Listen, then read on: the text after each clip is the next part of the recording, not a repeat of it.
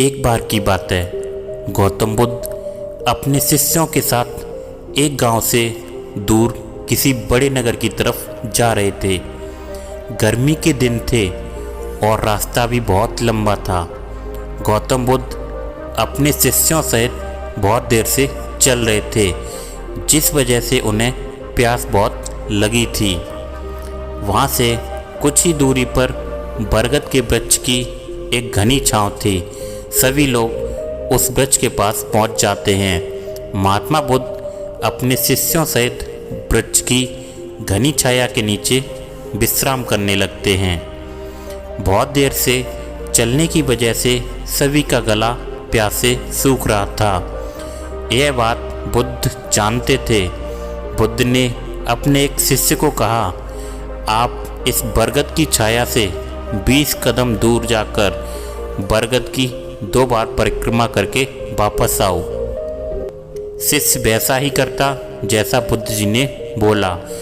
परिक्रमा के बाद जब शिष्य महात्मा बुद्ध के पास आया तो बुद्ध बोले कि क्या आपको किसी ठंडी हवा का अनुभव हुआ?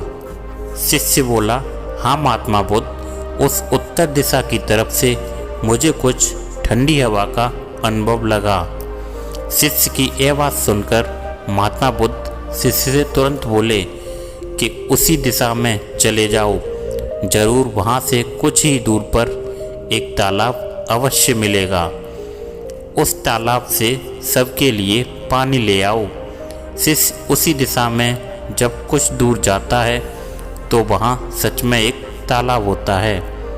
तालाब देखकर शिष्य बहुत प्रसन्न होता है और तालाब के निकट जाकर जैसे ही तालाब से पानी भरने वाला होता है, तभी शिष्य की नज़र वहाँ दूर तालाब में कपड़े धो रही कुछ स्त्रियों पर पड़ती है।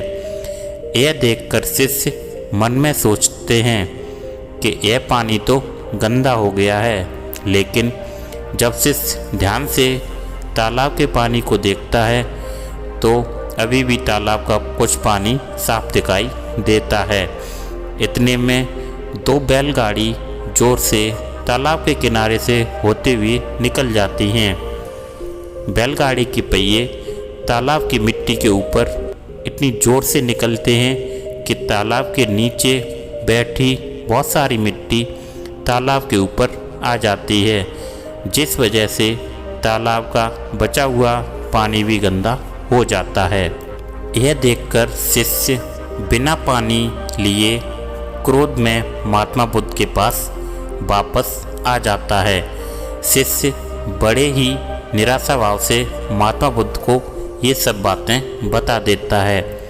शिष्य की बातें सुन सभी शिष्य बोलते हैं कि हमें तुरंत यहाँ से निकलना चाहिए, किसी दूसरी जगह पानी की खोज करनी चाहिए, वरना प्यास के मारे हम सबकी जान ही निकल जाएगी। इधर महात्मा बुद्ध सभी को शांत होने के लिए कहते हैं और बोलते हैं कि धीरज रखो, कुछ देर यहीं बैठो, उचित समय आने दो, तब तक संयम बनाए रखो। सभी महात्मा बुद्ध की बात सुनकर शांत हो जाते हैं और वहीं पर बैठ जाते हैं।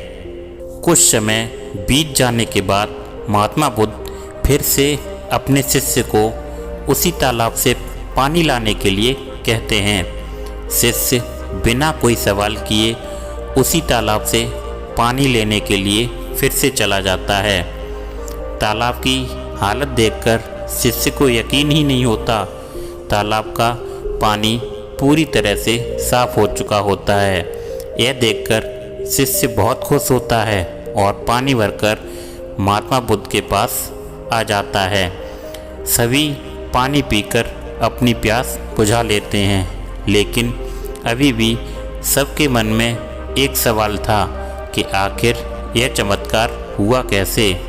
तालाब का सब पानी तो गंदा था। उन्हें लगा कि जरूर ये बुद्ध जी की शक्ति है। इसमें एक शिष्य ने यह सवाल महात्मा बुद्ध से पूछ ही लिया कि यह चमत्कार आपने कैसा किया? शिष्य का जवाब देते हुए महात्मा बुद्ध बोले, यह कोई चमत्कार नहीं, यह आपके सब्र का फल है। यह फल है आपके सब्र बनाए रखते हुए उचित समय के इंतज़ार का।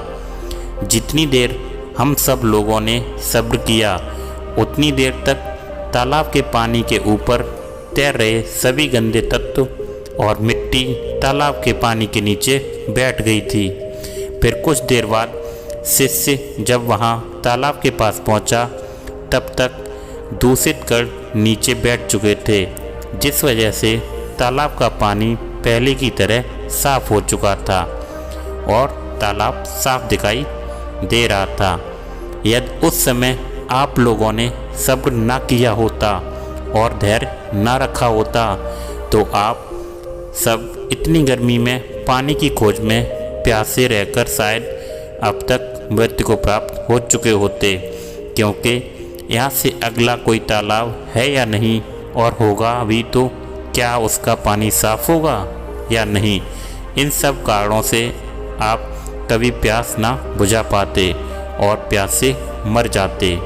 फिर इतना बोलने के बाद महात्मा बुद्ध शिष्यों को एक सीख देते हुए कहते हैं कि जैसी स्थिति में हम लोग आज थे, वैसी ही स्थिति और मुश्किल दौर जिंदगी के हर मोड़ पर आएंगे। तब उस समय भी आपको ऐसे ही संयम बनाए रखना होगा और अपने विवेक से काम लेते हुए ही आपको एक उचित फैसले के साथ सही नतीजे पर पहुंचना होगा। जिंदगी के हर मुश्किल दौर में सब्र रखते हुए ऐसे ही शांत मन से कोई फैसला लेना चाहिए, जिसका आपको और दूसरों के लिए भी अच्छा हो, क्योंकि ऐसी स्थितियों में लोग अक्सर गुस्से में आकर अपना सब्र खो देते हैं और गुस्से तथा जल्दबाजी में गलत काम और फैसला कर बैठते हैं, जिसका बुरा परिणाम उनको भविष्य में देखने को मिलता है, जिसमें खुद का नुकसान अधिक होता है।